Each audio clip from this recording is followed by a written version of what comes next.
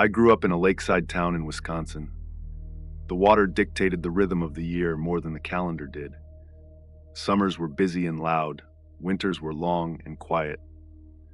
Most families had been there for generations, or at least long enough that everyone recognized one another at the grocery store or the post office. My father moved us there in the mid-1990s, a few years before my mother died. He took a job at a regional manufacturing plant just outside town. It paid well enough, and it came with predictable hours. That mattered to him. He liked knowing where he was supposed to be and when. By the time this story takes place, it was early 1999. My mother had been gone for just over a year. Her death wasn't sudden, but it also wasn't the kind that gives you closure. She'd been sick for a while, in and out of appointments, gradually withdrawing from parts of daily life that used to matter to her. By the end, she was mostly tired, quiet. She passed away at home in her sleep, with my father sitting in the living room because he didn't want to wake her by moving around. Afterward, things didn't fall apart the way people expect. My father kept the house running. Meals happened on time. Laundry got done. School mornings were handled. In some ways, life felt strangely unchanged, which made the absence feel heavier. There was no dramatic shift, just a permanent vacancy. That summer, my father encouraged me to spend time outside. I think he worried about me being alone in the house too much, especially with him working long hours. The lake was only a few blocks away, and there was a public boat launch on the south side of town that most kids gravitated toward once school was out. That's where I spent most afternoons. The launch wasn't big.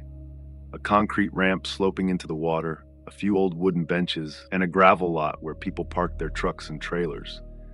Locals used it early in the morning or just before sunset. During the middle of the day, it was mostly kids fishing off the edge or skipping rocks. I liked fishing because it gave me something to focus on without requiring much effort. I wasn't especially good at it, but that didn't matter.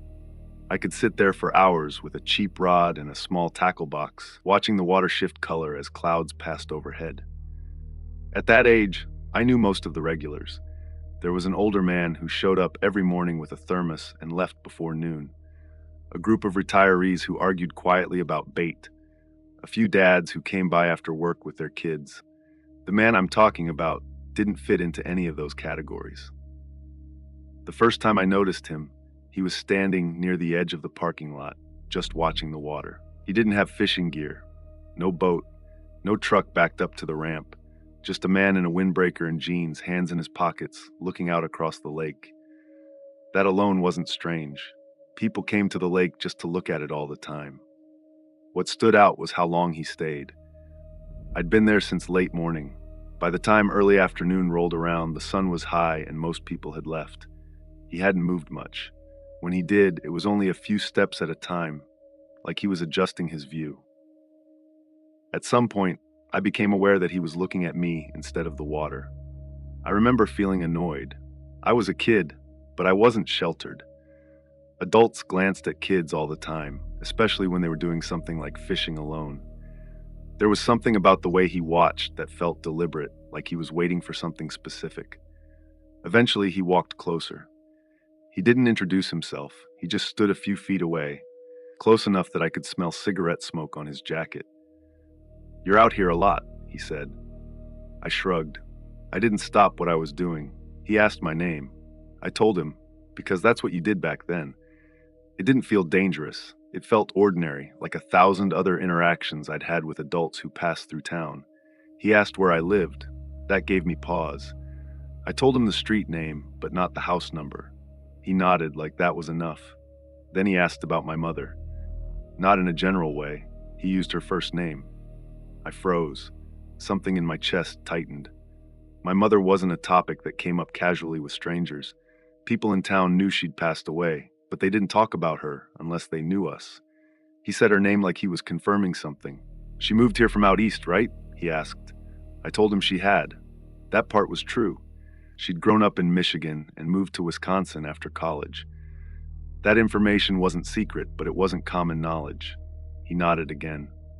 Thought for a moment. "I knew her before she moved here," he said. "Long time ago." I didn't know what to say to that. I just stood there, holding my rod, feeling like I'd stepped into a conversation that had started years earlier without me. He asked if he could talk to her. Said it casually, like he was asking for directions. I told him she wasn't alive anymore. The way his face changed at that moment is hard to describe. It wasn't shock. It wasn't sadness. It was more like recalculation, like someone adjusting their understanding of a situation in real time. He looked past me toward town, toward the road that led back to our neighborhood. I didn't know, he said. That's a shame. Then he asked about my father. I didn't answer. I just shook my head and started packing up my things. He didn't stop me from leaving. He didn't follow me right away. He just watched as I walked off. I told my father about the man that evening, but not in detail. I mentioned that someone at the lake had known Mom and asked about her. My father frowned but didn't press me. He assumed it was someone from her past, someone passing through. The next afternoon, the man was there again. This time, he didn't approach me. He stood near the road, leaning against a signpost, watching as I fished. I stayed less than an hour and left early, pretending I'd forgotten something at home. I didn't see him follow me, but when I turned onto our street, my stomach dropped. He was walking a short distance behind me, not close enough to be obvious. I sped up. He matched my pace. When I reached our house, I didn't go inside right away. I turned around and asked what he wanted. He said he just wanted to talk to my father, said there were things he needed to clear up. I told him my father wasn't home. That's all right, he said. I'll come back. He didn't ask when my father would be home. He just stood there, looking at the house like he was memorizing it. That night, my father checked the locks twice before bed. A few days later, he came home from work early. I was in my room when I heard the garage door start to open, then stop abruptly. There was shouting. My father's voice, sharp and angry. Another voice, lower, panicked. I ran to the window just in time to see a man sprint out of our garage and down the driveway, disappearing between two houses. The garage had been forced open. Nothing was taken. The man had been hiding behind stacked boxes like he'd been waiting. The police came. They asked if I recognized the man. I told them about the lake. They never found him. For a while, I stopped going down to the water alone. My father's friends started taking me fishing instead, men he'd known for years, guys who treated me like a nephew. One afternoon, I went back to the launch with them. The day was loud and busy, boats coming and going, people everywhere. I almost felt normal again. Then I saw him, standing near a small aluminum boat tied loosely to the dock. He grabbed my arm and shoved me toward the boat, with purpose, like he'd planned it. I stumbled. My father's friends yelled, my name, everyone's name all at once. The man let go and ran. That was the last time anyone saw him. Years later, as an adult, I've gone over those events more times than I can count. Tried to make sense of the loose ends. There are a few possible explanations, all of them unsettling in their own way. The simplest is that he was just a creep, a man who fixated on my mother for reasons I'll never know, and transferred that fixation to me after her death. Another possibility is harder to sit with. I look a lot like him. Same build, same eyes, same jawline. I didn't notice it until I was older, until people started commenting on it without knowing why it bothered me. I've never taken a DNA test. I've never told my father what I've wondered. He raised me. He protected me. He stayed. Whatever that man wanted, whatever he thought he was entitled to, it doesn't matter. What matters is that he never came back. And some questions, unanswered, are easier to live with. I grew up in a town that most people passed through without noticing. It sat far enough off the highway that you had to mean to come there. If something happened in town, everyone knew about it by dinner. The quarry sat on the edge of all that. It wasn't active anymore by the time I was a kid, but it still defined that part of the map. The pit itself was fenced off, though the fencing had gaps where kids used to squeeze through. And the road that curved around it, Quarry Road, was narrow, poorly lit, and barely maintained. Most locals avoided it at night unless they had a reason. My parents moved there before I was born. My dad worked houses and later maintenance for the county.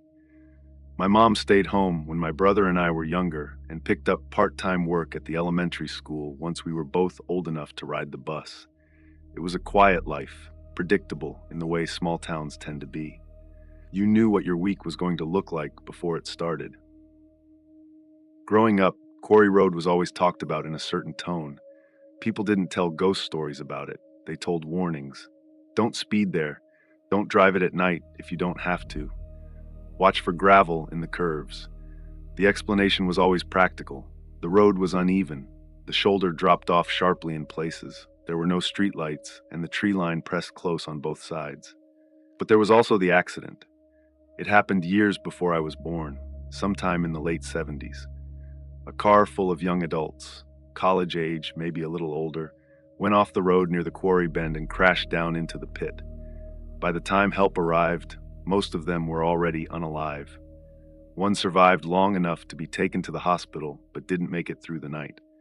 For as long as I can remember, people said the road was cursed because of that. Not in a supernatural way. I mean, like the place itself was wrong. Too many accidents, too many close calls. Every few years someone would lose control there, especially late at night. The quarry swallowed headlights more than once. As a kid, I absorbed that without really questioning it. It was just one of those things towns carry with them. Some places are unlucky. Some corners of the map never quite shake what happened there. When I was old enough to drive, my dad made a point of talking to me about that road. Just facts. He showed me where the curves tightened, where the gravel tended to wash out after storms, where the shoulder disappeared if you drifted even a little. Nothing mystical about it, he said once, driving me along it in daylight. People get careless. That's all. I believed him. Years passed. I went to community college nearby, worked part-time, moved back home for a while to save money. Eventually, I rented a small place on the other side of town. Life settled into something steady. I drove Quarry Road now and then when it saved time, but never late if I could help it. Old habits stick. That night, I was driving home from my parents' house. It was late. My mom had asked me to stay for dinner, and we talked longer than I'd planned. I took Quarry Road because it shaved a few minutes off the drive, and I'd driven it enough times by then to feel comfortable. It was quiet, no traffic in either direction. About halfway along, I felt the car pull. I thought it was the road surface. The steering wheel started to vibrate. I eased off the gas and let the car slow naturally. By the time I reached the next straight stretch, it was clear I had a flat. I pulled over as far as I could without dropping the tire into the ditch. The shoulder there wasn't much more than packed dirt. I turned on my hazard lights and got out to look. The tire was shredded. The sidewall was torn open, like it had been sliced and then driven on. I hadn't hit anything. There was no debris in the road that I'd seen. My headlights caught something a few feet behind the car. A piece of wood. It was about the length of my forearm, rough and splintered, with several long nails hammered through it at odd angles. The nails were bent slightly, like they'd already been driven over at least once. I didn't touch it. The explanation was obvious enough to make my stomach tighten. Someone had put it there. I got back in the car and locked the doors. I called my dad first because I didn't know what else to do.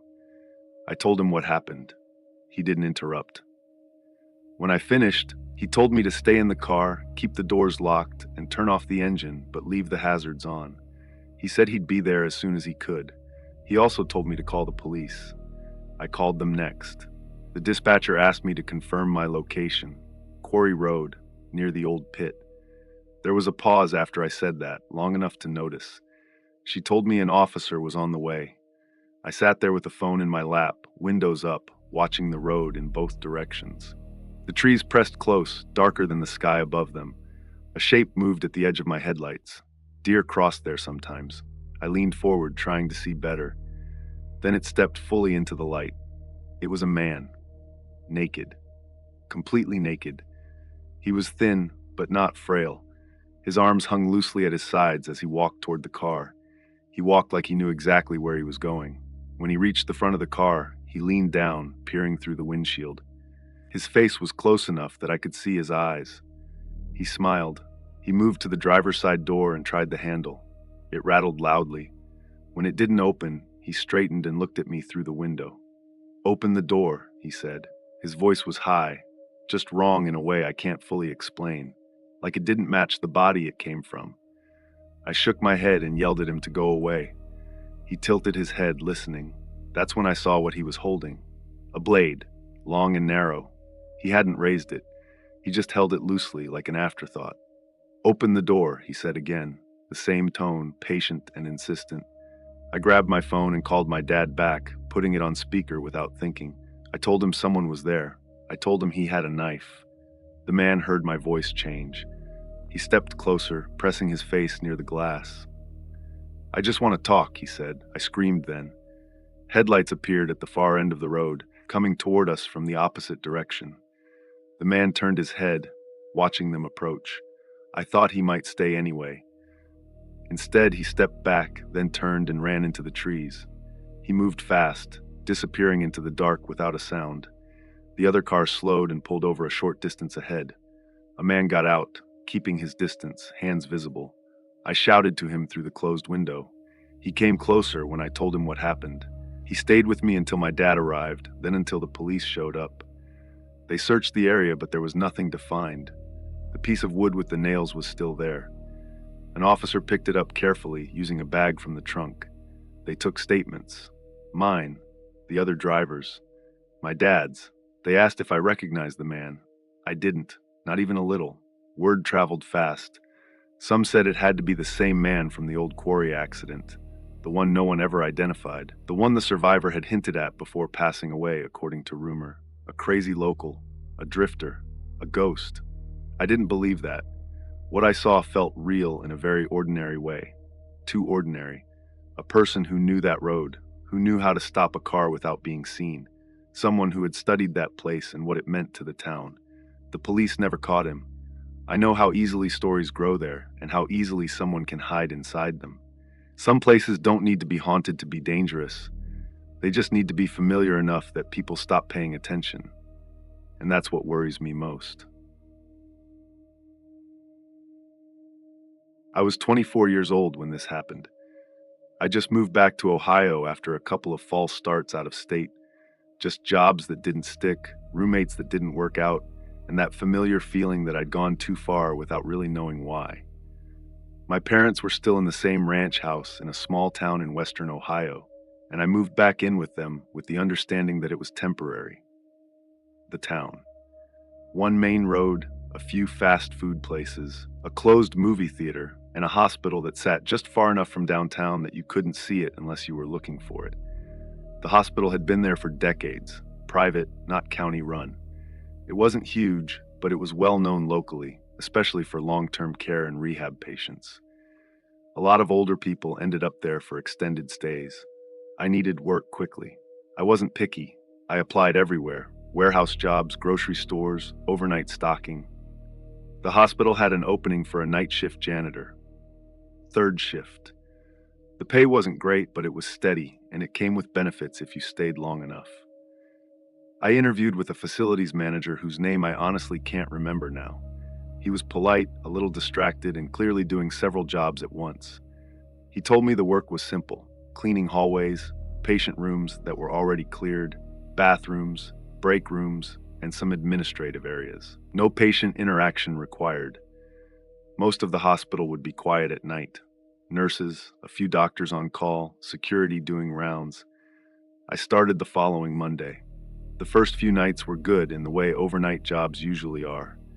You learn the rhythm quickly, which floors are busy, which ones feel abandoned, where the lights are always dimmed, which nurses actually acknowledge you, and which ones look through you like you're part of the wall. Hospitals at night have a particular atmosphere, stripped down. Everything feels exposed. The sounds carry. Footsteps echo longer than they should. Machines beep somewhere you can't see. Doors close softly but feel final. By my third night, I had a routine. I started in the main lobby, then moved through the administrative wing, and finished in the older part of the building near the loading dock and service entrance. That area always felt different. Older floors, narrower hallways, less renovation. You could tell which sections had been updated over the years and which ones had just been patched and repainted. Behind the hospital, past the loading dock, there was a fenced-off area where several trailers sat. They were the kind you see used as temporary offices or mobile clinics. White, rectangular, no windows on the sides facing the building. One of them was noticeably newer than the others. I noticed it the first night, but didn't think much of it. Hospitals use trailers all the time: storage, overflow offices, temporary treatment spaces during renovations. But by the second or third night, something about it started bothering me. It was supposedly closed. There was a chain link fence around that section with a gate that stayed locked. A sign on the fence said authorized personnel only. The trailer itself had no signage, no department name, no temporary clinic label, nothing. What caught my attention was the power. At night, most of the hospital dimmed down. Even the service areas used minimal lighting. But that trailer always had power running to it. I could see the faint glow from behind the seams where the panels met. I asked another janitor about it during a break one night. He'd been there a few years, worked mostly days. He said, "Old project, don't worry about it." That was it. Over the next few nights, I started noticing sounds, like something being set down. Occasionally what sounded like voices, but muffled, as if coming through insulation. It didn't line up with what I'd been told, that the trailer wasn't in use. One night around 2 in the morning, I was mopping the hallway near the service entrance when I heard something clearer than before. A voice. Definitely human. Male, I thought. Speaking quietly. I stood there, I couldn't make out words, just cadence. Conversation. If it was something normal, someone would have mentioned it. A sign. A schedule. Something. I didn't go closer that night. The following night. I finished my assigned area early and decided to take my break outside near the loading dock. It wasn't unusual. A few people smoked out there, and the air felt better than the recycled hospital air. From that angle, the trailer was closer. Still fenced off, but the gate wasn't far from where I was standing. I could hear movement again, more than before, footsteps, something sliding across a surface. I didn't cross the fence, but I walked closer to it. That was when the door opened. It happened quickly. A man stepped out. He was wearing full medical gear, scrubs, a disposable gown over them, gloves, a mask, and a surgical cap.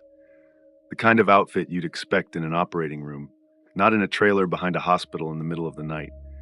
In his hands, he was holding something. My brain tried to simplify it.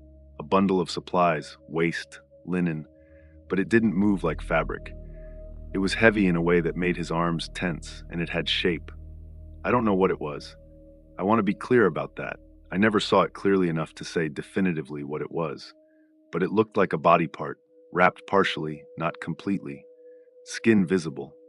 Pale under the fluorescent spill from inside the trailer. The man looked up and saw me. We made eye contact for a second that felt longer than it probably was. His eyes were alert, focused. Then he turned and went back inside the trailer and shut the door. That was it. No alarms went off. Nothing happened to acknowledge that moment. Eventually, I went back inside and finished my shift on autopilot. When I got home that morning, I didn't tell my parents. It felt stupid. Like something I'd imagined or misinterpreted. Hospitals deal with bodies, with parts, with things people don't want to think about. Maybe I'd seen something legitimate and just didn't understand it, but I couldn't shake the feeling that it wasn't supposed to be happening there. The next night, I told 2 coworkers, another janitor and a security guard I'd gotten to know a little. I didn't exaggerate. I didn't use dramatic language. I just told them I'd seen activity in the trailer and that someone came out wearing full medical gear with something that didn't look right. Their reactions were immediate and similar. They both told me not to go near that area again. Not, "It's nothing." Not, "You misunderstood." Just, "Don't go there." The security guard said, "If it's not on your route, don't make it your business." That was the end of the conversation. I worked the rest of that night uneasy. I stayed away from the loading dock area unless I absolutely had to pass through. I didn't hear anything from the trailer that night.